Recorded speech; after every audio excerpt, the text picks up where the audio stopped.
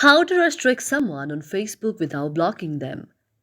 If any day any of you are a Facebook user and you would like to restrict someone on Facebook without blocking the person, just follow the following steps.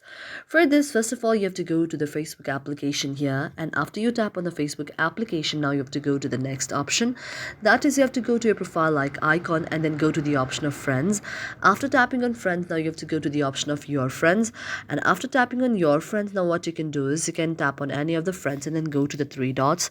Now you can see that there is no any option of directly restricting the person in the Facebook.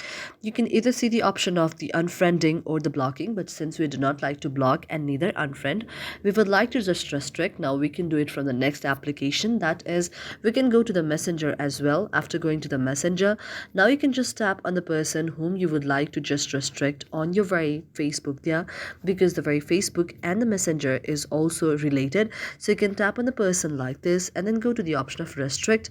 Now after you tap on the option of the restrict, the person will be restricted. Thank you for watching our video, and if you really like it, do not forget to subscribe our channel.